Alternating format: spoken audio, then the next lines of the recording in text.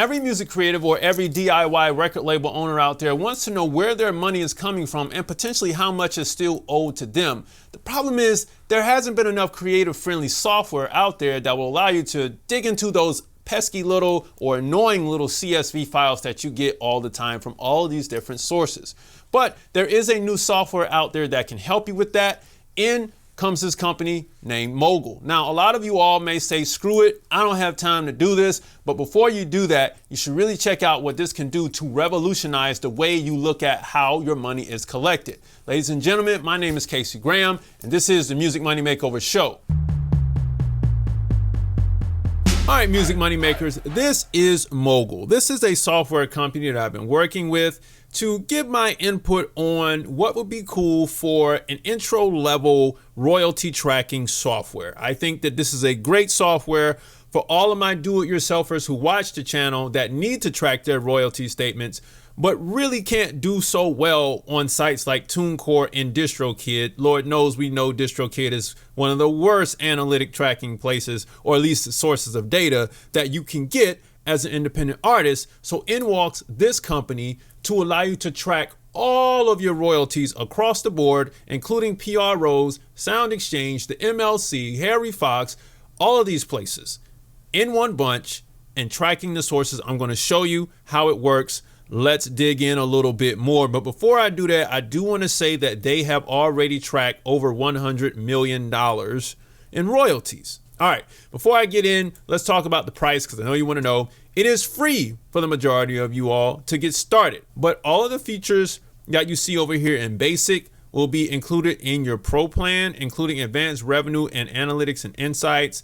You'll be able to download your earnings statements and discover new revenue opportunities. Let's look at the price. At $5 a month, it'll stay there until you reach $500 a year in royalties, and then it'll go to $10 a month, right? Not bad at all. From there, it'll go up to $5,700 and it'll jump to $20 a month. And then I believe it goes to $30 after you get to $50 a month once you get to $20,000 in royalties, and then on up from there with $75 at $40K, so forth and so on. Let's log in and I'll show you what it looks like. Okay, so you're looking at my account right now. Currently, I don't have a distributor connected to my account, as you can see, because I'm not a record label. Again, I'm a publisher, and I don't have neighboring rights collected because I'm not a CMO. I'm just a straight up publisher.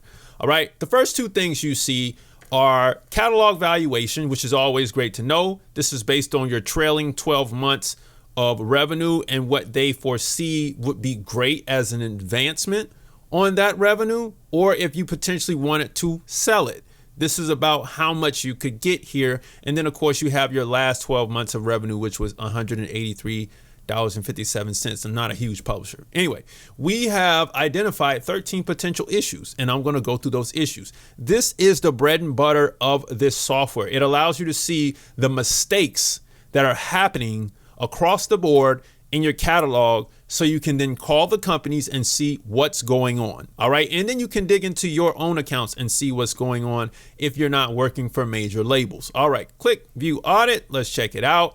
And it has noticed some public performance writer share issues. Again, I'm a publisher, so of course it saw this. It noticed that I didn't have these records registered and I wasn't getting income for these records, but that's only because I'm not a writer, I'm a publisher, all right? But I'm glad that it saw that. And on the other flip side, it noticed that the publisher share, there were some issues here, all right? And of course, I can reach out to them so that it can analyze and see what's going on with this issue. This is cool because I know on the flip side that these have different song codes issued through the MLC, which I'll get to in a minute.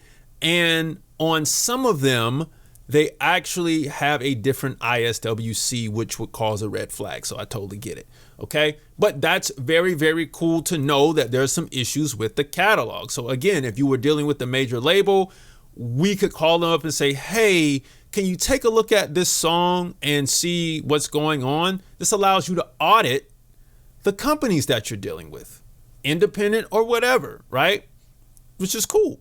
Now, let's look at our revenue. So this is my revenue since 2022. I had hit record there that I was collecting for on a writer. They didn't have a large share, but I was collecting for it. And now I can see all of my royalty sources and then by DSP source, okay? Which is pretty cool. Again, Spotify will take the cake there, and the MLC will take the cake, of course, with the most, because I, as a publisher, have to split that revenue up. But it's cool to see that. And then I can also see my top territories here. Look at that, look at that, look at that, right? And we are cool. Look at that. And then it also gives me my mechanical royalties down here and my public performance royalties, the rights type there. It gives it by here and there as well. One thing that I just want to poke fun at is my TikTok royalties. That's hilarious right there. All right, anyway, let's go into the catalog. But now it can break each song down by what it made in full detail, because if you notice on the revenue screen, it wasn't giving me every song. So now I can go into my catalog and see every song and what it's been generating. And then we can dig in deeper. So let's take this record, for example. It's got $200 on it.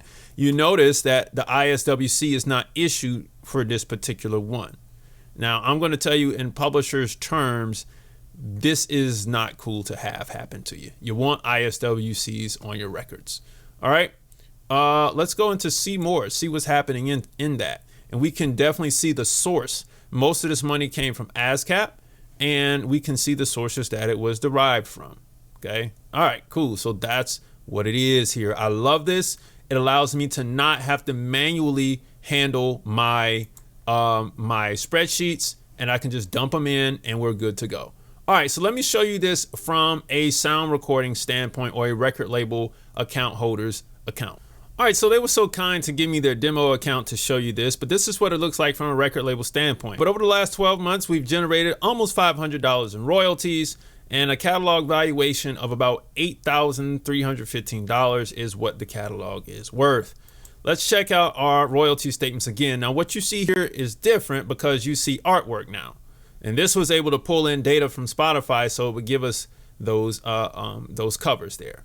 All right, now check it out. Check it out. We have more revenue from different countries that you can see here. And of course, our revenue source is by the master and none other than DistroKid, whom I was bashing earlier.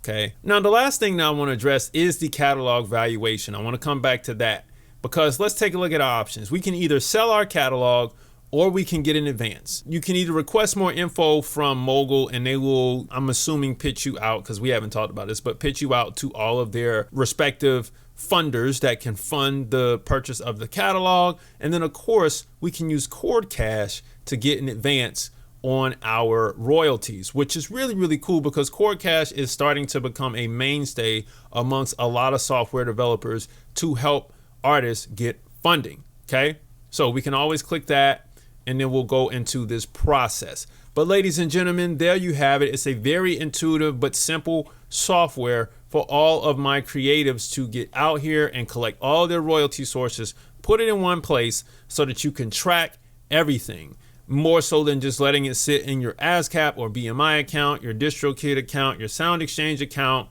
your MLC account, your Harry Fox account, so forth and so on. You can put them all in one place and you can see everything on one dashboard. This is excellent for all DIY creators and music producers, singers, songwriters who need to track this stuff, and they don't necessarily have an accountant to keep track of all of this because most accountants don't know how to handle CSV files like that. Okay. Anyway, so there you have it. Just for the music creatives and the DIYers out there, this is a great piece of software for you to analyze all those spreadsheets without having to dig through it yourself. Okay, clearly you could see that, and I'm glad you could see it. If you want to, you can investigate this software by clicking the link beneath this video today and then digging in, right? It's free to start, and I think it's just amazing that they're in the marketplace. Music Money Makers, if you make music, you should always make money. Log on to musicmoneymakeover.com. Don't forget to jump into my 60-day record label course. Book a call there, download the free stuff below. Smash this like button, and guess what? I'll see you next time. Peace.